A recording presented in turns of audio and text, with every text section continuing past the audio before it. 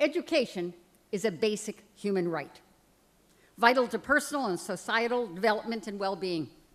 It enhances lives, ends generational cycles of poverty and disease, and provides the means for sustainable development.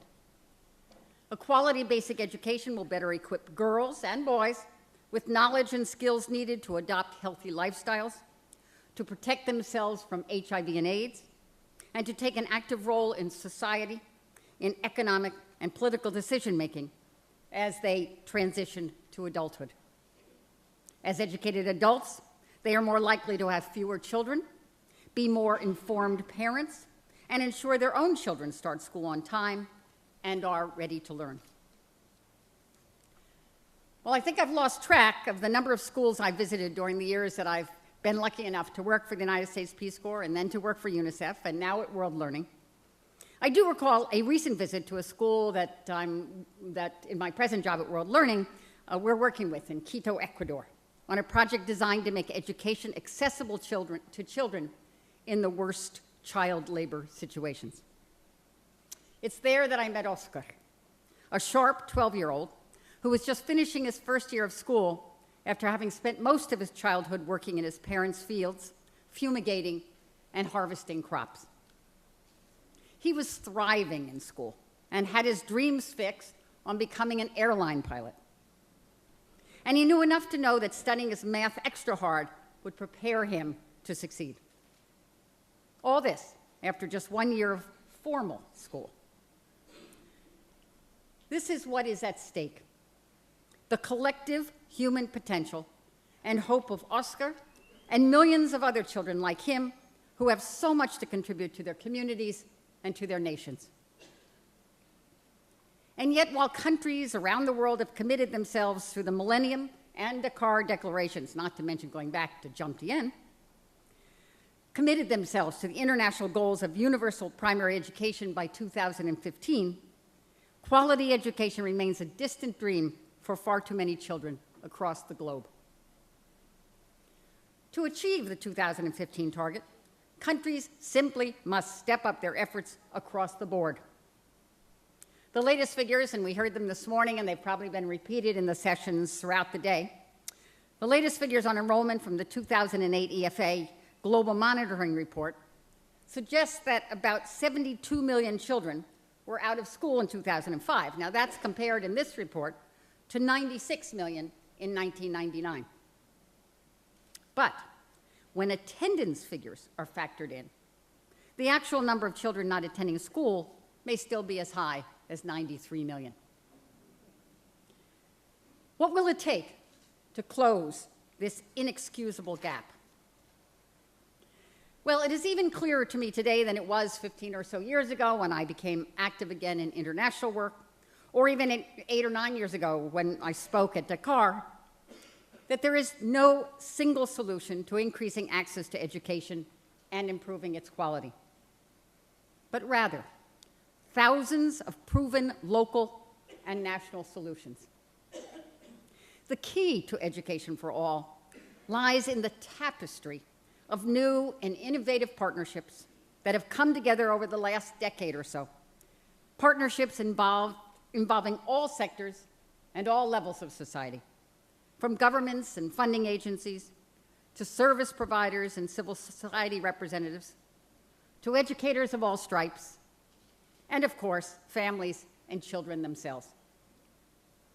You, everyone here, you are all part of that tapestry of innovation that we so desperately need, and we need to weave in order to get the job done. Open and distance learning is about more than closing the digital divide, as real and as concerning as that is. It's a critical part of closing the human rights divide between those who will grow up literate, with skills, with possibilities, with hope, and those who will not. Clearly, innovation in the delivery of quality education to those on the margins is essential if we are to succeed against the odds. Because even as we make progress, and as we narrow the gap toward education for all, global trends are pushing back against us. Population growth and urbanization mean that about half of the population in the developing and transitional world is now under the age of 18.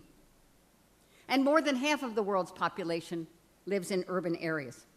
Providing access to education and accommodating the unique learning needs of the most marginalized will require many new ideas and targeted models.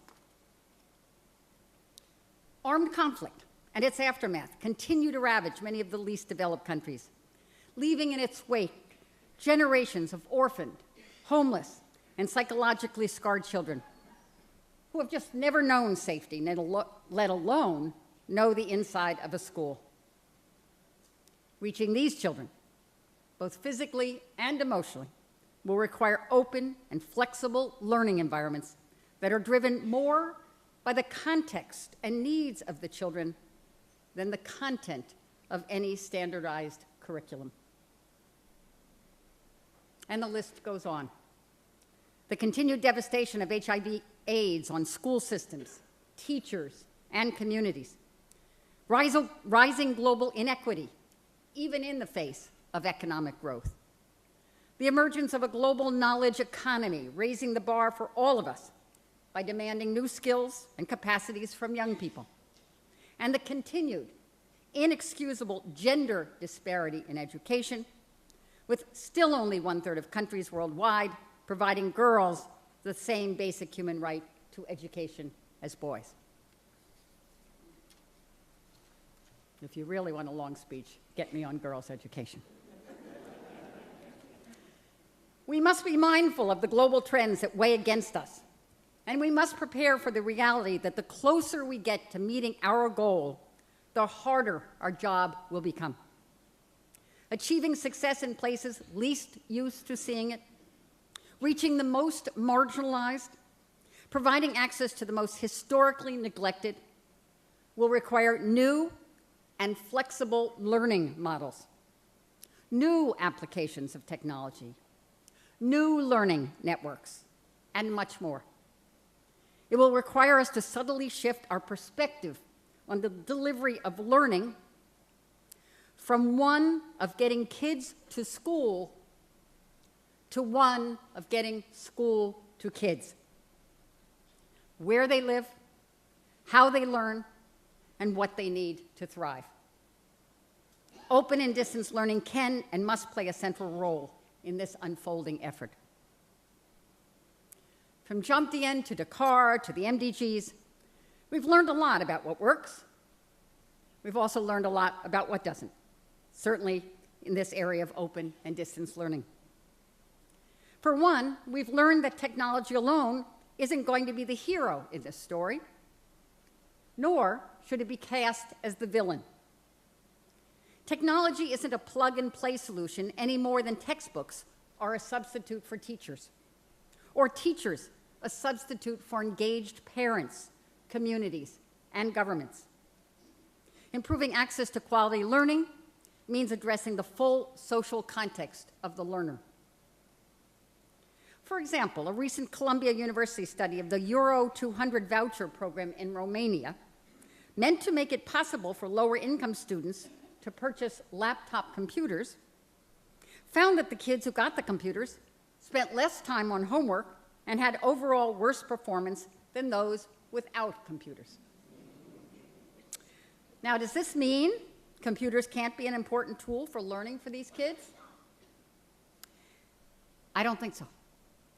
Because the researchers also found out that the kids receiving vouchers were less likely than other kids to have educated parents at home to guide and monitor their computer use, less likely to be able to purchase appropriate software, and more likely to be ethnic minorities with additional language or social barriers to overcome.